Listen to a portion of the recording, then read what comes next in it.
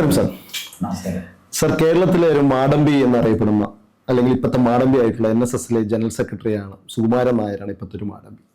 ആ മാടമ്പിക്ക് മണികെട്ടാൻ അടുത്തൊരു മാടമ്പിയെ NSSൽ നിന്നും പറിച്ചെടുത്ത് വേറൊരു NSS ടീം ഉണ്ടാക്കി ആ മണികെട്ടാൻ വേണ്ടി വേറൊരാളെ തയ്യാറാക്കുന്നു. സാർ, എന്താണ് സത്യം പറഞ്ഞു കഴിഞ്ഞാൽ ഈ NSSനകത്ത് നടന്നുകൊണ്ടിരിക്കുന്നത്? NSSനെ ഇല്ലാതാക്കാനാണോ ഈ ശ്രമം മുന്നോട്ട് പോയിക്കൊണ്ടിരിക്കുന്നത്? അല്ല, സുകുമാരൻ നായർ മാടമ്പി തന്നെ. ഗണേഷ് കുമാർ കുറച്ചുകൂടെ പൊളിറ്റിക്കൽ എക്സ്പീരിയൻസ് ഉള്ള ആളാണ്. അയാൾ മാടമ്പി അല്ലേ? അത് മാടമ്പി അല്ലെന്നൊന്നും ഞാൻ പറയുന്നില്ല. കാരണം അദ്ദേഹം ജനിച്ചതിന്റെ കീഴുണ്ടല്ലേ, ആർഭാഷണ സാറിന്റെ മകനല്ലേ. അപ്പോൾ ഒരു സ്വഭാവത്തിൽ ഈ ഒരു അപ്രമാദിത്വമൊക്കെ കാണുമല്ലോ സ്വാഭാവികമായി. അത്തരൊരു പശ്ചാത്തലമല്ല സുകുമാരൻ നായർക്കുള്ളത്. അതിലേക്കല്ല ഞാൻ പോകുന്നത്. ഇവിടെ കാര്യം എന്താ വെച്ചാൽ, സുകുമാരൻ നായർക്ക് എതിരെ എന്ന് പറയുമ്പോൾ നായർ സർവീസ് സൊസൈറ്റിയെ നശിപ്പിക്കാൻ സുകുമാരൻ നായർ നടത്തുന്ന ശ്രമങ്ങളെയാണ് ഗണേഷ് കുമാർ എതിർത്തത്. അപ്പോൾ സ്വാഭാവികം ചോദിക്കാം, ഇന്നലെ വരെ ഗണേഷ് കുമാർ അദ്ദേഹത്തോടൊപ്പം ആയിരുന്നില്ലേ? അതെ, ആയിരുന്നു. ആയിക്കോട്ടെ. ആര് പറയുന്നു എന്നുള്ളതല്ല പ്രശ്നം, എന്ത് പറയുന്നു എന്നുള്ളതാണ് പ്രശ്നം. ഗണേഷ് കുമാർ ഇന്നലെ വരെ ജഡ്ഡേറും കുടുംബറാണോ ഇനി എന്നുള്ളൊരു പ്രശ്നമേ അല്ല. ഇന്ന് അദ്ദേഹം അത് മാറി. അദ്ദേഹം NSSനെ തിരുത്താൻ ഇറങ്ങിയപ്പോൾ അതിനെ സ്വാഗതം ചെയ്യല്ലേ വേണ്ടത്. അഭിപ്രായ വ്യത്യാസങ്ങൾ വേറെ കാര്യത്തിൽ വരാം, അതങ്ങനെ തന്നെ മുന്നോട്ടെന്നേ, അതിലൊന്നും എനിക്ക് അഭിപ്രായ വ്യത്യാസമില്ല. എന്താണ് ഗണേഷ് കുമാർ പറഞ്ഞത്? ഗണേഷ് കുമാർ പറഞ്ഞ ആരോപണങ്ങൾക്ക് കൃത്യമായി മറുപടി പറയാൻ പോലും സുകുമാരൻ നായർക്ക് കഴിയുന്നില്ല. 43 ബന്ധുക്കൾ പറഞ്ഞപ്പം ലോകമേ തറവാടെന്ന് പറയുക, ഞാൻ തിരഞ്ഞെടുക്കപ്പെട്ട ആളാണെന്ന് പറയുക, സമദൂരത്തെക്കുറിച്ച് ചോദിച്ചപ്പോൾ ഒഴിഞ്ഞു മാറുക. ഞാൻ പറഞ്ഞു വന്നത്, ഗണേഷ് കുമാറിനോട് യോജിപ്പുള്ളവരും വിയോജിപ്പുള്ളവരും കാണും. അത് നാച്ചുറലല്ലേ, അദ്ദേഹം പൊളിറ്റീഷ്യൻ കൂടെ അല്ലേ, മുൻ മന്ത്രിയായിട്ടിരുന്നാളല്ലേ. പക്ഷേ KB ഗണേഷ് കുമാർ എന്ത് പറഞ്ഞു? ആരാണ് KB ഗണേഷ് കുമാർ? KB ഗണേഷ് കുമാറിനെ നിങ്ങൾക്ക് എതിർക്കാം, ഒരു അഭിപ്രായ വ്യത്യാസവും ഇല്ല. അദ്ദേഹത്തിന്റെ പല നിലപാടുകളിൽ ഞാൻ എതിർത്തിട്ടുള്ള ആളാണ്. കീഴൂട്ട് രാമപിള്ളയുടെ മകൻ R ബാലകൃഷ്ണന്റെ മകനാണ് ഗണേഷ് കുമാർ. ഇവരെ ആരെയും NSSനെ മറക്കാനൊക്കത്തില്ല. കീഴൂട്ട് രാമപിള്ള എന്ന് പറയുന്ന ജന്മിയെ മറക്കാനൊക്കത്തില്ല. അദ്ദേഹത്തിന്റെ മകനായ R ബാലകൃഷ്ണനുള്ള 10-22 വയസ്സുള്ളപ്പോൾ NSSൽ വന്ന ആളാണ്. മന്നത്ത് പത്മനാഭൻ കൈപിടിച്ചുകൊണ്ട് വന്ന ആളാണ്. അദ്ദേഹത്തിന്റെ മകനാണ് ഗണേഷ് കുമാർ. അപ്പൊ ഗണേഷ് കുമാറിന് പാരമ്പര്യമായി ഒരു പാരമ്പര്യമായിട്ട് അദ്ദേഹത്തിന് കിട്ടിയ ഒരു ബന്ധം NSSുമായിട്ടുണ്ട്. അതാണ് ഗണേഷ് കുമാറിന്റെ പ്രത്യേകത. അദ്ദേഹം ഇന്നലെ വരെ എന്തോ അത് അവിടെ നിൽക്കട്ടെ, ഗണേഷ് കുമാർ ഇന്ന് എന്ത് പറയുന്നു അതാണ് ഞാൻ ഗൗരവമായിട്ട് എടുത്തത്. വളരെ സീരിയസ് ആയ അലിഗേഷൻസ് ആണ് ഗണേഷ് കുമാർ ഇപ്പൊ പറയുന്നത്. അപ്പൊ അദ്ദേഹം പറയുന്ന കാര്യങ്ങളിലേക്കല്ലേ പോകുന്നത്, അദ്ദേഹത്തിന്റെ കാര്യങ്ങളിലേക്ക് പോയിട്ട് കാര്യം എന്തായിരിക്കും? ആയിക്കോട്ടെ സാർ, അങ്ങനെയാണെങ്കിൽ ഞാൻ ചോദിക്കാമെന്ന കാര്യം ഇതാണ്. അതായത് ഇദ്ദേഹം ഈ സുകുമാരൻ നായർ കഴിഞ്ഞ ദിവസം ഒരു പത്രസമ്മേളനത്തിൽ ഈ ഗണേഷ് കുമാറിന്റെ ഈ പ്രശ്നം തീർന്നതിന് ശേഷം അദ്ദേഹം പറഞ്ഞായിരുന്നു, 67 വർഷമായിട്ട് NSSൽ ഒരു പ്രശ്നവുമില്ല, NSSൽ കൃത്യമായിട്ട് എന്നെ ഇതുവരെ ആരും ചോദ്യം ചെയ്തിട്ടുമില്ല. എനിക്ക് അതിനു മുമ്പ്, അതായത് ഈ ഗണേഷ് കുമാർ അതിൽ ലയിച്ചിരിക്കുന്ന സമയത്ത് അങ്ങേപോലെയുള്ള കുറച്ച് ആൾക്കാർ, ഇപ്പോൾ TKG നായരുണ്ട്, അതിൽ എക്സാമ്പിൾ എടുത്ത് പറയുകയാണെങ്കിൽ, നിങ്ങളൊക്കെ ഇതിന് മുമ്പ് NSSനെതിരെയല്ല സുകുമാരൻ നായർക്കെതിരെ കേസ് ഫയൽ ചെയ്തിട്ടുള്ള ആൾക്കാരാണ് അങ്ങക്ക്. പക്ഷെ അന്നൊന്നും അദ്ദേഹത്തിന് അതിനെക്കുറിച്ച് പേടിയോ കാര്യങ്ങളോ ഒന്നും ഉണ്ടായിരുന്നില്ല. പക്ഷെ ഇന്ന് അതാ ഞാൻ ചോദിച്ചത്, ഒരു മാടമ്പിയെ മണികെട്ടാൻ വേറൊരു മാടമ്പി വന്നോ എന്ന് ചോദിക്കാൻ കാരണം അതുകൊണ്ടായിരുന്നു. കാരണം NSSനെ NSS ഇല്ലാതെയാക്കാൻ വേണ്ടി അങ്ങ് ഒരിക്കലും ശ്രമിച്ചിട്ടില്ല. അങ്ങ് നായർക്കെതിരെ, അതായത് സുകുമാരൻ നായർക്കെതിരെ മാത്രമാണ് അങ്ങ് കേസ് ഫയൽ ചെയ്തത്. പക്ഷെ ഇപ്പോൾ ഗണേഷ് കുമാർ നേരെ പരസ്യമായിട്ട് പുറത്തു പറയുന്നു NSSൽ നടക്കുന്ന മുഴുവൻ അഴിമതിയാണ്. ഇത്രയും കാലം അദ്ദേഹം NSSനകത്തല്ല നടന്നത്. ഇത്രയും കഴിഞ്ഞ ഒരു 2 മാസം മുമ്പ് അല്ലെങ്കിൽ 3 മാസം മുമ്പ് വരെ അദ്ദേഹം NSSന്റെ തലപ്പത്തിരുന്ന് NSS ഇല്ലാതെ വേറൊന്നുമില്ല. നിങ്ങൾക്കെതിരെ വരെ അദ്ദേഹം പ്രശ്നങ്ങൾ ഉണ്ടാക്കിയ ഒരാളാണ് ഈ ഗണേഷ് കുമാർ എന്ന് പറഞ്ഞ വ്യക്തി. ഇപ്പൊ എന്തുകൊണ്ടാണ് അദ്ദേഹം ഈ നേരെ തിരിഞ്ഞ് ഈ ഒരു പ്രവർത്തനത്തിലേക്ക് വരുന്നത്? സുകുമാരൻ നായർക്കെതിരെയാണോ അതോ NSSനെതിരെയാണോ? ഒരു കാരണവശാലും ഗണേഷ് കുമാറിന് നായർ സർവീസ് സൊസൈറ്റി എതിർക്കാൻ പറ്റില്ല. ആ മനുഷ്യന്റെ രക്തത്തിൽ NSS ഉള്ളതാണ്. ബാലകൃഷ്ണന്റെ മകനാണ്. NSSനെ എതിർക്കാൻ ഗണേഷ് കുമാറിന് പറ്റില്ല. പക്ഷെ സുകുമാരൻ നായരെ എതിർക്കാൻ ഗണേഷ് വന്നതിന് അതിൻ്റെതായ കാരണം കാണും. ഞാൻ പറഞ്ഞു വന്നത്, കൂടെ കിടക്കുന്നവനല്ലേ പനിയുണ്ടോ ഇല്ലെന്ന് അറിയാൻ പറ്റും. ഗണേഷ് കുമാർ അവിടെ നിന്ന് സുകുമാരൻ നായരുടെ ഒപ്പം പ്രവർത്തിച്ചപ്പോൾ ഗണേഷ് കുമാറിന് ബോധ്യപ്പെട്ട വസ്തുതകളാണ് അദ്ദേഹം പറയുന്നത്. അപ്പൊ അതായത് ഒരു കാര്യം വളരെ സിമ്പിളാണ്. 27 ഡയറക്ടർ മെമ്പർമാരാണ് NSSനുള്ളത്. 27 പേരും വെറും അടിമകളാണ്. അല്ല, അവർക്കൊക്കെ ഒരു വ്യക്തിത്വം ഒന്നുമുള്ള ആളുകളല്ല. അപ്പൊ സുകുമാരൻ നായരുടെ മണ്ണിൽ ഇരിക്കില്ല. അപ്പൊ അവിടെ അതല്ല, ഗണേഷ് കുമാർ കൃത്യമായിട്ട് വന്ന് സുകുമാരൻ നായർ ഇതുവരെ ചെയ്ത തെറ്റുകളെ കുറിച്ച് പ്രതികരിച്ചു. സുകുമാരൻ നായരുടെ തെറ്റിനെ കുറിച്ച് ഗണേഷ് പറഞ്ഞത് ശരിയാണോ തെറ്റാണോ നമ്മൾ നോക്കിയാൽ പോലെ. ആയിക്കോട്ടെ. ഇപ്പൊ ഈ സുകുമാരൻ നായരെ ഇങ്ങനെയൊക്കെ വിമർശിച്ചുകൊണ്ട് ഇപ്പൊ എല്ലാവരും പൊതുരംഗത്തേക്ക് NSS മൊത്തം വരികയാണ്. സുകുമാരൻ നായർ ഇറങ്ങിക്കഴിഞ്ഞാൽ NSS രക്ഷപ്പെടുമോ? സുകുമാരൻ നായർ ഇറങ്ങിക്കഴിഞ്ഞാൽ ആദ്യത്തെ കാര്യം, ആദ്യം ഇത് ശുദ്ധീകരിക്കപ്പെടും എന്നുള്ളതാണ്. അതായത് 7-2 ശനി കഴിഞ്ഞാൽ പിന്നെ എന്ത് ദശ വരുന്നത് എനിക്ക് അറിഞ്ഞുകൂടാ. ശുക്രദശ വന്നാലേ ഇത് വളരാനുള്ള എല്ലാ സാധ്യതയും നായർ സർവീസ് സൊസൈറ്റിക്കുണ്ട്.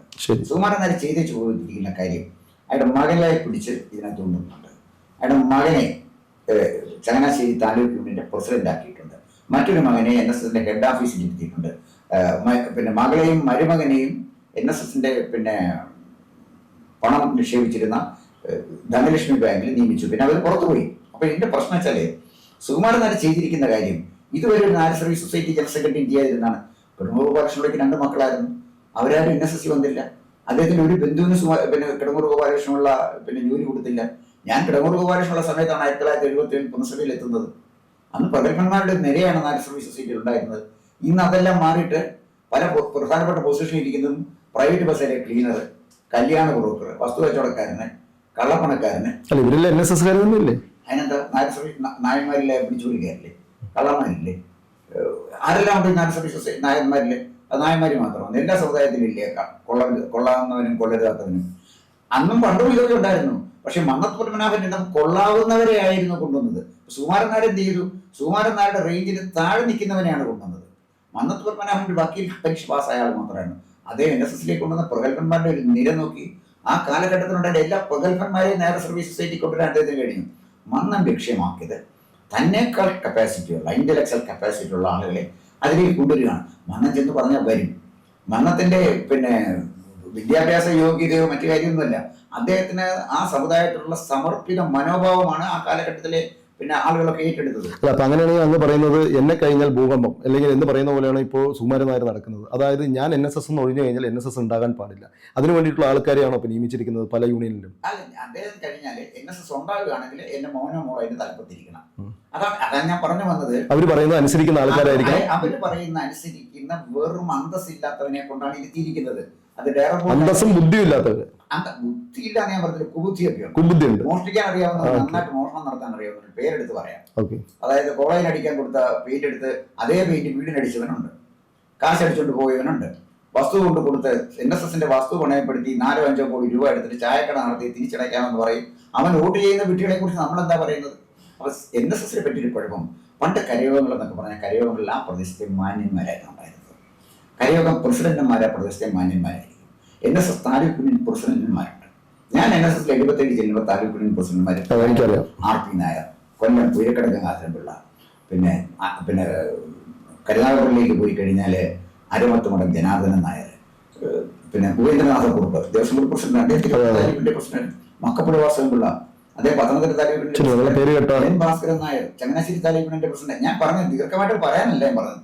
ഇവരൊക്കെ പ്രഗത്ഭന്മാരായ ആളുകളാണ്. അവരിരുന്ന കസേരയിൽ ഇന്നിരിക്കുന്ന ലില്ലിപ്പുട്ടുകളാണ്. കാരണം ലില്ലിപ്പുട്ടുകളെയാണ് സുകുമാരൻ നായർക്ക് ആവശ്യം. നായർ സർവീസ് സൊസൈറ്റി പ്രമുഖന്മാരില്ലാത്തതുകൊണ്ടാണ്. ഏറ്റവും പ്രബുദ്ധമായ സമുദായങ്ങളിലൊന്നാണ് നായർ സർവീസ് സൊസൈറ്റി, ഈ നായർ സമുദായം. ഈ നായർ സമുദായത്തിലെ പ്രഗത്ഭന്മാരില്ലാത്തത് കൊണ്ടല്ല പ്രശ്നം. സുകുമാരൻ നായരുടെ റേഞ്ചിന് താഴെ നിൽക്കുന്നവനെ സുകുമാരൻ നായർ നോക്കി പ്രത്യേകം റിക്രൂട്ട് ചെയ്തെടുത്ത് അവിടെ കൊണ്ടുവച്ച് അദ്ദേഹത്തിന്റെ മക്കളെ ഈ സർവീസ് സൊസൈറ്റിയുടെ ഭരണം അദ്ദേഹത്തിന്റെ കാലശേഷം ഏൽപ്പിക്കാൻ നടത്തുന്ന ശ്രമങ്ങളെയാണ് ഞങ്ങൾ എതിർക്കുന്നത്. അതുകൊണ്ടാണ് ഇവനൊന്നും ആത്മാഭിമാനമില്ലാത്തവനാണെന്ന് ഞാൻ പറഞ്ഞത്. ഒരു തന്നെ ചോദ്യം ചോദിക്കുന്നു, സുകുമാരൻ നായരുടെ മുന്നിൽ ഇരിക്കത്തില്ല, അരയിലെ തോർത്തും കിട്ടി റാൻ പറഞ്ഞുകൊണ്ട് നിൽക്കുന്നത്. എന്താ സ്ഥിതി? കിടങ്ങൂർ ബാലകൃഷ്ണയുടെ മുന്നിൽ ഇരിക്കായിരുന്നു. മന്നത്ത് പത്മനാഭൻ ചെന്നാൽ അത് ഇരിക്കാനാ പറയുന്നത്. ഇയാൾ ഇരിക്കാൻ പറയില്ലല്ലോ. ഇയാളെ പോയി കഴിഞ്ഞു കഴിഞ്ഞാൽ എനിക്കൊരു അനുഭവം ഉണ്ടായൊരു കാര്യം പറയാം. എൻ്റെ അനുഭവമല്ല, ഞാൻ വേറൊരാളുടെ അനുഭവം ഞാൻ കേട്ടതാണ്. ഇദ്ദേഹം പോയി കഴിഞ്ഞു കഴിഞ്ഞാൽ തന്നെ ഇത് ഗണേഷ് കുമാർ സംസാരിച്ചൊരു വാക്കാണ് ഞാൻ പറയുന്നത്. ഇദ്ദേഹം പോകുമ്പോൾ ആര് അകത്ത് കയറുമ്പോഴും ഇദ്ദേഹം തലകുനിച്ചിട്ടാണ് ഇരിക്കുക. ഒരു കാരണവശാലും ഒരു നായരും തലകുനിച്ച് നിൽക്കാറില്ല. ഇദ്ദേഹം ആ സീറ്റിലിരിക്കുമ്പോൾ പോലും തലകുനിച്ച് ഈ ഗണേഷ് കുമാർ നേരത്തെ പറഞ്ഞ പോലെ തന്നെ എന്തോ കളഞ്ഞുപോയി എന്ന് പറഞ്ഞിട്ടാണ് ഇരിക്കുക. അവിടെ ഒരു പ്രമുഖ വ്യക്തി വന്ന് നിന്നാൽ പോലും അദ്ദേഹത്തെ ഇരിക്കാൻ പോലും മര്യാദയ്ക്ക് പറയില്ല. അതാണ് അദ്ദേഹത്തിൻ്റെ തറവാടിത്തം എന്ന് വേണമെങ്കിൽ വിശേഷിപ്പിക്കാം. അതെന്തോ ആയിക്കോട്ടെ, അദ്ദേഹത്തിൻ്റെ കാര്യം പോയിക്കോട്ടെ. ഞാൻ ചോദിച്ച ചോദ്യം ഇതായിരുന്നു, സുകുമാരൻ നായർ പോയി കഴിഞ്ഞാൽ, ഇത് ശുദ്ധികലാശം ചെയ്തു കഴിഞ്ഞാലും പുതിയൊരാൾ വന്നാലും NSSൽ ഈ വന്ന പ്രശ്നങ്ങളൊക്കെ മാറ്റിയെടുക്കാൻ പറ്റുമോ? അത് പറ്റും. എവിടെയാണെന്ന് വെച്ചാൽ NSS അടിമുടി മാറണം. പിന്നെ ഗണേഷ് കുമാർ അദ്ദേഹത്തിന്റെ പ്രസ്താവനയിൽ പറഞ്ഞു, നിങ്ങൾ കരയോഗങ്ങളിലേക്ക് പോകണം, കരയോഗങ്ങളിൽ പ്രവർത്തിക്കണം, നല്ല ആളുകൾ NSSലേക്ക് വരണം. രതീഷ് ഒന്ന് എടുത്തു നോക്കിയോ, കേരളത്തിലെ പ്രമുഖരായ വ്യവസായികളിലെ ശാസ്ത്രജ്ഞന്മാരിലെ ISROയുടെ മുൻ പിന്നെ ചെയർമാനായിട്ടിരുന്ന സോമനാഥ്, അദ്ദേഹത്തിന്റെ അച്ഛന് NSSന്റെ കരയോഗം പ്രസിഡന്റായിരുന്നു. അദ്ദേഹം NSSുമായിട്ട് നല്ല ബന്ധമുള്ള ആളാണ്. പക്ഷെ ആ മനുഷ്യനെ ഇത് കെട്ടാൻ സമ്മതിച്ചിട്ടില്ല, അദ്ദേഹത്തിനെ അങ്ങോട്ട് വിളിച്ചിട്ടില്ല. അങ്ങനെ പ്രമുഖന്മാരെ ആരില്ല ഉണ്ട്, ഞാൻ അതിലേക്കൊന്നും പോകുന്നില്ല. അപ്പോൾ NSS അടിസ്ഥാനപരമായി മാറണമെങ്കിൽ ഒരു ഹയർ ലെവലുള്ള NSS ജനറൽ സെക്രട്ടറി വരണം. അതായത് ഇപ്പം TP ശ്രീനിവാസൻ ഒരു ഉദാഹരണം, NS ജനറൽ സെക്രട്ടറി ആക്കാൻ സർവ്വതാ യോഗ്യനായിരുന്നു. അതുപോലെ തന്നെ പ്രഗത്ഭരായ നൂറുകണക്കിന്, ഞാൻ ഉദാഹരണം പറഞ്ഞാൽ എത്രയോ യോഗ്യന്മാരായ നായർ സമുദായത്തിൽപ്പെട്ട ആളുകളുണ്ട്. അവരാരെങ്കിലും അതും വേണമെന്നില്ല. മന്നത്ത് പത്മനാഭനെ പോലെ സമുദായത്തിന് ജീവിതം സമർപ്പിക്കാൻ താല്പര്യമുള്ള നിസ്വാർത്ഥനായ ഒരു നേതാവ് NSS വന്നാൽ മാത്രം മതി, വേറെ ഒന്നും വേണ്ട. അദ്ദേഹത്തിന്റെ പിന്നിൽ പ്രവർത്തിക്കാൻ ആളിനെ കിട്ടും. പിന്നെ രതീഷിന് അറിയാമോ, 8000 ഏക്കർ എസ്റ്റേറ്റ് ആണ് NSSനുള്ളത്. NSSന്റെ ബജറ്റ് ഇപ്പോഴും 100-110 കോടി കൊണ്ട് നിൽക്കുക. ബാക്കിയെല്ലാം മോഷണമാണ്. NSS എസ്റ്റേറ്റിൽ നടക്കുന്ന പോലെ മോഷണം വരെ എങ്ങും നടക്കുന്നില്ല. NSSന്റെ എത്ര സ്ഥാപനങ്ങൾ അടച്ചു കൂട്ടിയെന്നറിയാം. NSSന്റെ എത്ര വസ്തുക്കൾ വിറ്റുമെന്നറിയാം. തമിഴ്നാട് ഒരു കോളേജ് ഉണ്ടായിരുന്നു, അയ്യപ്പാസ് കോളേജ്. അത് എവിടാന്ന് അറിയത്തില്ല. അവിടെ ഒരു കുമ്പിടിയാണ് അതിന്റെ നേതാവായിട്ട് ഇയാൾ ഏൽപ്പിച്ചിരിക്കുന്നതെന്ന് പറഞ്ഞിരിക്കുന്നത്. അപ്പൊ ഇവിടെ അതുപോലെ തന്നെ പിന്നെ കന്യാകുമാരി 27 സെന്റ് സ്ഥലം ഉണ്ടായിരുന്നു, അത് വിൽക്കാൻ ഏൽപ്പിച്ചവനാണ് വേറൊരു നേതാവ്. അങ്ങനെയും കൂടി ഇതിൽ മെമ്പർ അല്ലേ ഇതിൽ? തീർച്ചയായിട്ടും അത് ചോദിച്ചിട്ട് കാര്യമില്ല. കാരണം ഞാൻ NSSന്റെ ഒരു ഷെയർ ഹോൾഡറാണ്. ഒരു ഷെയർ ഹോൾഡർ എന്ത് ചെയ്യാൻ പറ്റും? വ്യക്തിപരം എന്നുള്ളതിന് എനിക്ക് വോട്ടിംഗ് പവറേ ഉള്ളൂ, അതിനപ്പുറത്ത് എനിക്കൊന്നുമില്ല. ഞാൻ പറഞ്ഞു വന്നത് എന്ത് ചെയ്യാൻ കഴിയുന്നല്ലേ ചോദിച്ചത്. അത് NSSന് നല്ല യൂണിയൻ പ്രസിഡന്റുമാരുണ്ടാകണം, പ്രഗത്ഭമതികളായ ഡയറക്ടർ ബോർഡ് മെമ്പർമാരുണ്ടാകണം. ശാസ്ത്രരംഗത്ത്, സാങ്കേതിക രംഗത്ത്, വിദ്യാഭ്യാസ രംഗത്ത്, കലാരംഗത്ത്, ഇവിടെയൊക്കെ വ്യക്തിമുദ്ര പതിപ്പിച്ച പ്രഗത്ഭന്മാരുടെ ഒരു നിര ഒരു കാലഘട്ടത്തില് ഇപ്പോഴും ഉണ്ട്. പക്ഷെ ആ നിരയൊന്നും ഫ്രണ്ടിലേക്ക് വരുന്നില്ല. എന്താണ് ഫ്രണ്ടിലേക്ക് വരാത്തത്? അതങ്ങ് പറഞ്ഞ പോലെ ഞാൻ പറഞ്ഞല്ലോ നേരത്തെ, ഞാൻ കഴിഞ്ഞാൽ അടുത്ത് പ്രളയം എന്ന് പറയുന്ന പോലെയാണ് അദ്ദേഹത്തിന്റെ ലക്ഷ്യം വെച്ച് മുന്നോട്ട് പോകുന്നത്. അതാണ് ഞാൻ പറഞ്ഞത്. NSSന് നല്ലൊരു ജനറൽ സെക്രട്ടറി, വേറെ ഒന്നും വേണ്ട. ഈ സമുദായത്തിനോട് സ്നേഹമുള്ള ഒരാൾ വന്നാൽ മതി, വേറെ ഒരു കാര്യം വേണ്ട. ഇയാൾ ഈ സമുദായത്തിനെ കാരണം നിന്നുന്ന ഒരു വിഷജീവിയാണ്.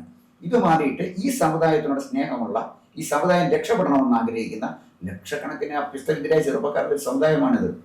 ഈ NSSന് വേണമെന്നുണ്ടെങ്കിൽ ഇഷ്ടംപോലെ സ്ഥലമുണ്ട്, നല്ല സ്വാശ്രയ കോളേജുകൾ. ആയിക്കോട്ടെ സാർ, അങ്ങനെയാണെങ്കിൽ NSS നിന്ന് സുകുമാരൻ നായരെ മാറ്റുമോ അല്ലെങ്കിൽ അദ്ദേഹം രാജിവെച്ച് പോവുകയാണെങ്കിൽ, അദ്ദേഹത്തിന് മക്കൾ വരുന്നില്ല, അങ്ങനെയാണെങ്കിൽ കേരളത്തിൽ നിന്ന് എടുത്തു പറയാവുന്ന 1-2 പേരുടെ പേര് അങ്ങേക്ക് പറയാൻ പറ്റുമോ? ആര് വന്നാലാണ് ഇതിൽ കുറച്ചുകൂടി ഭംഗിയായിരിക്കാന്നുള്ളത്, ഇതിനെ ശുദ്ധികലാശം ചെയ്യാൻ പറ്റുന്നത്?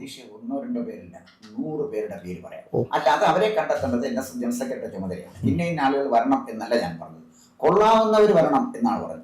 NSSന് പണം വാങ്ങിക്കാത്ത, സുകുമാരൻ നായരുടെ മുന്നിൽ ചെന്നാൽ ഇരിക്കാൻ താല്പര്യമുള്ള, ധൈര്യമുള്ള ഡയറക്ടർ മെമ്പർമാർ വന്നാൽ ഇത് മാറ്റം വരുമായിരുന്നു. അതില്ലാതെ പോയി. അതാണ് ഞാൻ പറഞ്ഞത്.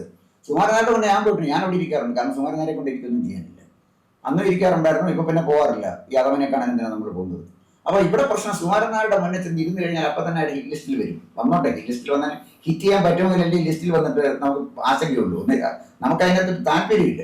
ഞാൻ പറഞ്ഞു വന്നത്, നായർ സർവീസ് സൊസൈറ്റിയോടും ഈ സമുദായത്തോടും പ്രതിബദ്ധതയുള്ള നല്ല ഒന്നാന്തരം ഒരു ജനറൽ സെക്രട്ടറി ഈ സമുദായത്തിന് വന്നാൽ ആരെ എന്ന് ചോദിക്കരുത്, എനിക്ക് ഉത്തരം പറയാനില്ല. ഒരാളെ അല്ല ചോദിച്ചത്, 1000 പേരെ ഞാൻ പറയാം. പക്ഷെ അവർ വരുമില്ലെന്നൊന്നും എനിക്കറിയത്തില്ല. അത്തരം ഒരാൾ ഭാഗ്യത്തിന് വന്നാൽ നല്ല NSSന്റെ ഡയറക്ടർ ബോർഡ് മെമ്പർമാർ വരണം, നല്ല താലൂക്ക് യൂണിയൻ മെമ്പർമാർ വരണം, പുതിയ ചെറുപ്പക്കാരെ NSSലേക്ക് കൊണ്ടുവരണം. അതാണ് ഞാൻ പറഞ്ഞത്. ഗണേഷ് കുമാർ വന്നാൽ എങ്ങനെയായിരിക്കും? അത് വന്നു കഴിഞ്ഞെങ്കിൽ, പക്ഷേ ഗണേഷ് കുമാറിന്റെ കാര്യത്തിൽ ഒരു കാര്യം ഞാൻ പറയാം. അദ്ദേഹത്തോട് വിയോജിപ്പുള്ളവരും ഒക്കെ കാണാം. ഈ കുത്തഴി കിടന്ന ഒരു സ്ഥലമല്ലേ നമ്മുടെ ഒരു വകുപ്പ്, അത് നന്നായിട്ട് നടത്തിയില്ലേ. ഗണേഷ് കുമാറിനെ കുറിച്ച് ആരെന്തെല്ലാം കുറ്റം പറഞ്ഞാലും ഗണേഷ് കുമാർ നല്ലൊരു ഭരണകർത്താവാണ്. അതാണ് ഞാൻ കാണുന്നത്. NSS ഭരിക്കാനാണ് കൊണ്ടുവരേണ്ടത്. NSS ഭരിക്കാൻ ഗണേഷ് കുമാർ കഴിവുള്ള ഒരാളാണോ എന്ന് ചോദിച്ചാൽ പിന്നെ ആണെന്നാണ് എൻ്റെ അഭിപ്രായം. വ്യക്തിപരമായിട്ട് ഇത് ഞാൻ പറയുമ്പോൾ ഒരുപാട് പേര് എന്നെ അനുകൂലിക്കുകയും എതിർക്കുകയും ചെയ്യും. മറ്റൊന്നും ഞാൻ നോക്കുന്നില്ല. കാരണം NSSലേക്ക് വരാനുള്ള ധാർമ്മികവും സാങ്കേതികവുമായ ഒരു യോഗ്യത അദ്ദേഹത്തിനുണ്ടെന്നാണ് എനിക്ക് പറഞ്ഞത്. അദ്ദേഹത്തിന്റെ കുടുംബം, അദ്ദേഹത്തിന്റെ അച്ഛൻ, ഇതൊക്കെ കണക്റ്റഡ് ആണല്ലോ അദ്ദേഹം. അപ്പൊ അദ്ദേഹം വന്നാൽ NSSനെ നന്നായിട്ട് കൊണ്ടുപോകാൻ കഴിയുമെന്നാണ് എൻ്റെ പ്രതീക്ഷ. ഇനി വന്നു കഴിഞ്ഞെങ്കിലല്ലേ എനിക്ക് പറയാൻ പറ്റുള്ളൂ. പക്ഷേ അതൊക്കെ അവിടെ നിൽക്കട്ടെ. ഈ സമുദായത്തെ സ്നേഹിക്കുന്ന, ഈ സമുദായം രക്ഷപ്പെടണമെന്ന് ആഗ്രഹിക്കുന്ന ഒരു നല്ല ഒരുത്തൻ കൈക്കൂലിക്കാരനാകരുത്. നമ്പർ 1. സ്വജനപക്ഷപാതം ഉണ്ടാകരുത്. നമ്പർ 2. കിടുകാര്യസ്ഥതയരുത്. NSSന്റെ കോളേജുകള് ഈ നമ്മുടെ ബന്ധുനിയമന MG കോളേജിനെ മാറിവാനിയസ് കോളേജ് പോലെ ഒരു വിദ്യാനഗറാക്കാൻ പറ്റുന്ന ഒരു ജനറൽ സെക്രട്ടറിയാണ് ഞാൻ സങ്കല്പിക്കുന്നത്. ചായക്ക് നടന്ന ജനറൽ സെക്രട്ടറി അല്ല. നമ്മുടെ ടെക്നോ പാർക്കിനെ പോലുള്ള സാങ്കേതിക വിദ്യ ഉപയോഗിച്ച് ലക്ഷക്കണക്കിന് വരുന്ന അഭ്യസ്തവിദ്യരായ നായർ സമുദായത്തിൽപ്പെട്ടത് അടക്കമുള്ള ചെറുപ്പക്കാർക്ക് തൊഴിൽ കൊടുക്കാൻ പറ്റുന്ന വലിയ സംരംഭങ്ങൾ തുടങ്ങുന്നതാണ് ഞാൻ ഉദ്ദേശിക്കുന്നത്. ഇന്ന് ആർട്ടിഫിഷ്യൽ ഇന്റലിജൻസിന്റെ യുഗത്തിലല്ലേ നമ്മൾ താമസിക്കുന്നത്. അതിന്റെ പ്രശ്നങ്ങളെ അഡ്രസ് ചെയ്യാൻ, അതിനനുസരിച്ച് ഈ സമുദായത്തിലെ അഭ്യസ്തവിദ്യരായ ആളുകൾക്ക് ഇടം കൊടുക്കാൻ പറ്റുന്ന, അവരെ കണ്ടെത്തി അവരുടെ സർവീസ് ഉപയോഗിക്കാൻ കഴിയുന്ന ഒരാളാണ്. അത് വലിയ ശാസ്ത്രജ്ഞൻ വേണമെന്നില്ല. ഇതിനകത്തൊരു റോളിലേക്ക് വരുമ്പോൾ, ഉദാഹരണത്തിന് നരേന്ദ്രമോദി വന്നു. നരേന്ദ്രമോദി കൊണ്ടുവന്ന ടീമിനെ നോക്ക്. നരേന്ദ്രമോദി കൊണ്ടുവന്ന ടീമല്ലേ ഈ 10-12 വർഷമായിട്ട് ഇന്ത്യ ഭരിക്കുന്നത്. ആ ടീമിൽ ആരാണ് മോശം? അല്ല, ഒന്നാം തരം ടീമല്ലേ. അതേസമയം 2004 തൊട്ട് 14 വരെ ഇരുന്ന പിന്നെ മൻമോഹൻ സിംഗിന്റെ ക്യാബിനറ്റ് നോക്കിക്കട്ടെ, നരേന്ദ്രമോദിയുടെ ക്യാബിനറ്റ് നോക്ക്. അപ്പൊ ഞാൻ പറഞ്ഞു വന്നത്, പ്രഗത്ഭന്മാരെ കൊണ്ടുവന്ന് അവരുടെ സർവീസ് ഉപയോഗിക്കാൻ പറ്റുന്ന ഒരു നല്ല നേതാവ് നായർ സർവീസ് സൊസൈറ്റിക്ക് വന്നാൽ തീർച്ചയായിട്ടും നായർ സർവീസ് സൊസൈറ്റിക്ക് അത്ഭുതങ്ങൾ സൃഷ്ടിക്കാൻ പറ്റും. പിന്നെ ഒരു കാര്യമുണ്ട്, മന്നത്ത് പത്മനാഭൻ ഈ സ്കൂളുകൾ സ്ഥാപിച്ചതും കോളേജുകൾ സ്ഥാപിച്ചതും നായർപേട്ടി മാത്രമല്ല. മഞ്ചേരിയിൽ അദ്ദേഹം കോളേജ് സ്ഥാപിക്കുക എത്രമായിരുന്നു മഞ്ചേരിയിൽ. ആ പ്രദേശത്തിന്റെ വികസനത്തിന് മഞ്ചേരി NSS കോളേജിൽ ചെയ്ത സേവനം മോശമാണെന്ന് പറയാനൊക്കെ മോശമല്ല, ഏറ്റവും ഗംഭീരമല്ലേ. സർവീസ് സൊസൈറ്റിയുടെ കോളേജുകളിൽ എല്ലാവർക്കും അഡ്മിഷൻ കൊടുക്കുമായിരുന്നു. ആ സ്കൂളുകളിൽ എല്ലാവരും പഠിച്ചിട്ടുണ്ട്.